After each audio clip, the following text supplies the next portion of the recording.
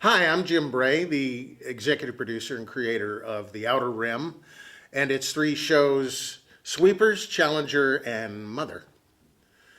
And we've got two episodes of Challenger that we've already shot. Everything's done except for the special effects and a couple of pickup shots, I think. It's been about 2 years since we've aired the first episode of Sweepers, I think, or not. About a year, not quite a year. Quite a year.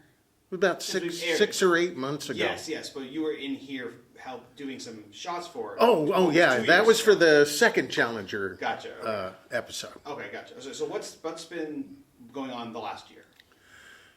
COVID has been going on for the last year and a half. It really threw a wrench into everything, as everyone is aware. And when you're having to social distance, it's kind of hard to pull a crew and a cast together to shoot things. So everything went on the back burner. So it's all been kind of pre-production for Mother and Sweepers 2, and we've been continuing to edit the Challenger episodes. I've been looking at some of the new cuts of those two Challenger episodes, and boy, does it look good. We've got some real actiony, cool stuff that we got shot out, and we just got a new CGI guy, Craig Frey. He is bringing a whole new level of special effects to us. He's a very accomplished CGI artist. And so we're going to have some super looking ships and some great looking spacescapes, and his work is just outstanding. He's done a lot of Star Trek fan film stuff, and he's super excited to create something fresh and original.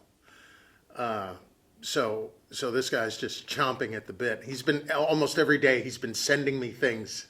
He's been emailing me these models that he's been building of all our ships. We've got physical models, but he's been translating those into CGI so that we can then have our models do more acrobatic kind of things in space. So we're really excited about what Craig is bringing to our game.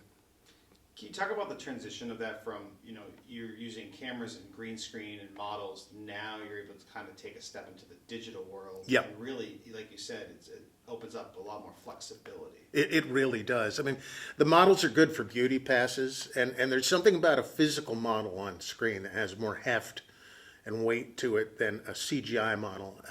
So what Craig is trying to do is make his models look like our models, so that you'll be hard pressed to tell the difference between our physical models and what he's building. So yeah, it does give us a lot more flexibility. All right, so we know that you've been working on this for quite some time. There's been COVID that's kind of come into the mix here as well. What's been some of the complications besides COVID that you've run into?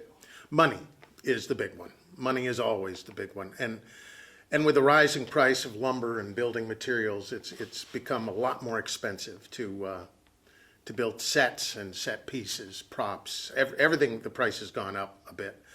The Sweepers was produced pretty much exclusively by Brian Koval, who wrote Sweepers.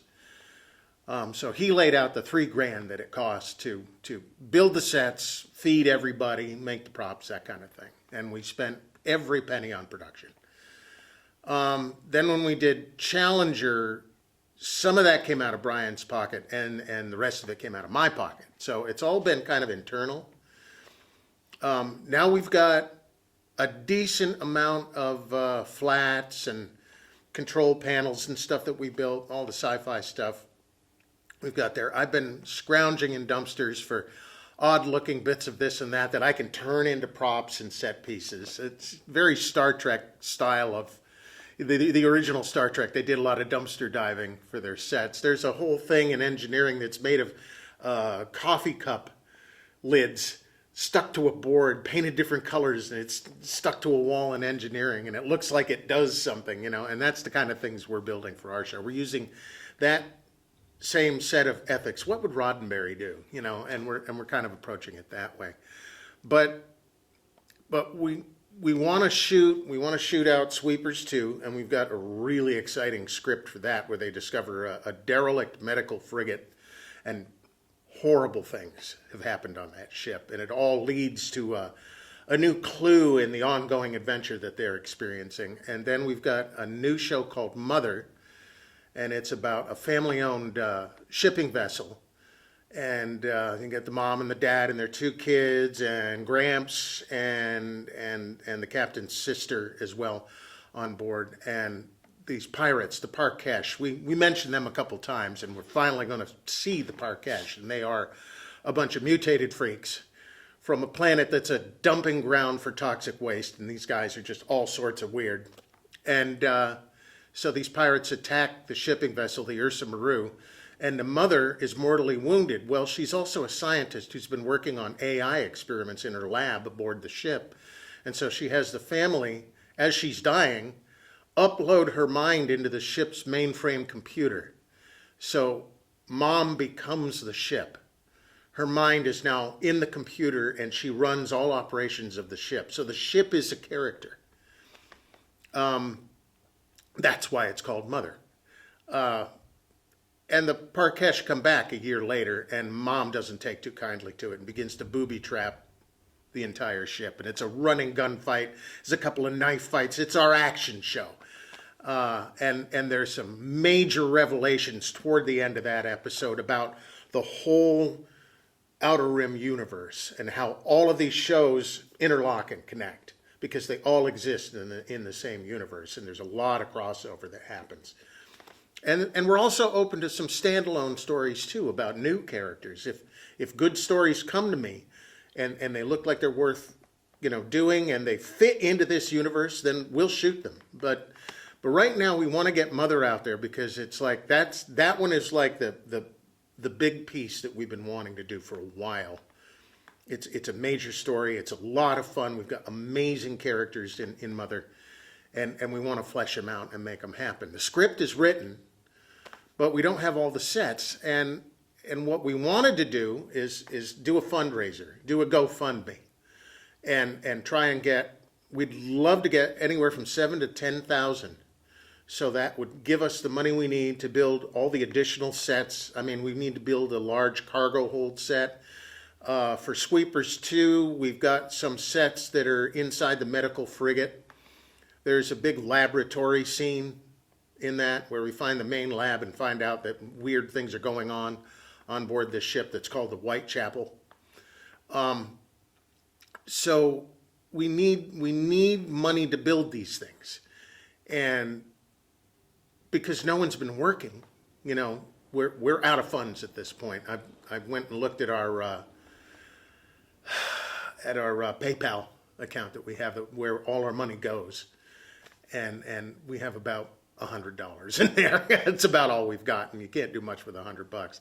What I do is I take this money, I build sets, I make props, and then the way everyone gets paid, because this is more or less a labor of love, I feed everybody. I make sure that our craft services are good.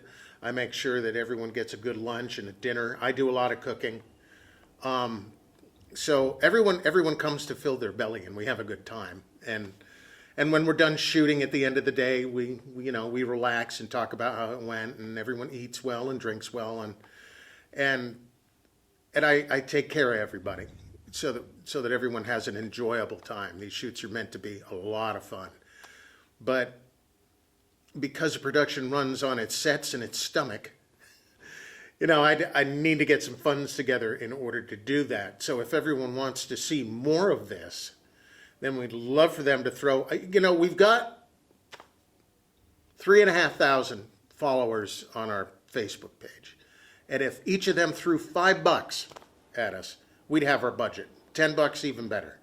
Now, who can't part with $5 or $10? I mean, I've thrown thousands into this already, and we've had a great time, and I don't regret a bit of it. But I think if everyone could jump on this fundraiser we're going to do, then we could get these episodes wrapped up and done and get everything out there, and then everyone can see what we're about and see the level of storytelling that we have. If someone wants to get involved or donate, like you said, what's the best way to contact you? And maybe they want to volunteer as well. Well, we have a Facebook page, Explore the Outer Rim. We've got a web page, which is also Explore the Outer Rim. I could be reached right through my Facebook page.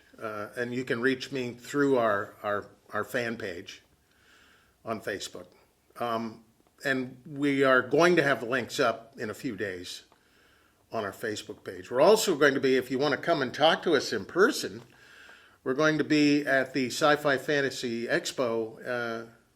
Vermont Gatherings is doing a Sci-Fi Fantasy Expo at the Essex Fairground on the 2nd and 3rd of October. And we're going to be there. We're going to have a big table, a huge display. We're going to be screening scenes 1 and 2 from this first Challenger episode. It's a pretty exciting bit of footage.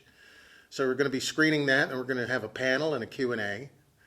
And if anyone wants to come and introduce themselves, if you've got questions, come on the 2nd and 3rd of October and meet us there. Anything else you want to talk about when it's opposed to the whole series, the web series itself, or the new episodes? All we've ever wanted to do is tell really good stories. This whole thing started as a Star Trek fan film. I don't know if people are aware of that. And we began as something called Star Trek Anthology. And all of these stories were going to get told, but through the conduit of Star Trek. But when certain things happened with Star Trek fan films that kind of disallowed us to do what we'd planned on doing, you're no longer allowed to do episodic kind of things. They have to be 15 minutes only, and that's it. And you can only do a couple of them, and then you're supposed to be done. Some people aren't doing that. They're kind of breaking the rules, but I didn't want to do anything to tick off CBS. So he said, you know what? Let's pull all the Star Trek out of what we're doing and see if we still have stories. We did, and we do, and we're good. And so he said, let's just build a whole new universe around these stories. So now we've got something that's entirely ours. No one can tell us what we can and can't do with it. And we own it. And it's our playground, and we can create whatever we want without the restrictions that Star Trek presses upon you. So this is not Star Trek at all. This is the Outer Rim. And that's where we're at. And hopefully we can tell the kind of science fiction stories that can speak to people on a level that they will find engaging and something that'll draw people in and have them and cause people to think a little bit about today's issues. Science fiction has always been good for that, to pull today's issues and tell a story as an allegory or as a metaphor and make a statement about the way the world is or the way the world might be. So those are the kind of stories we're trying to tell.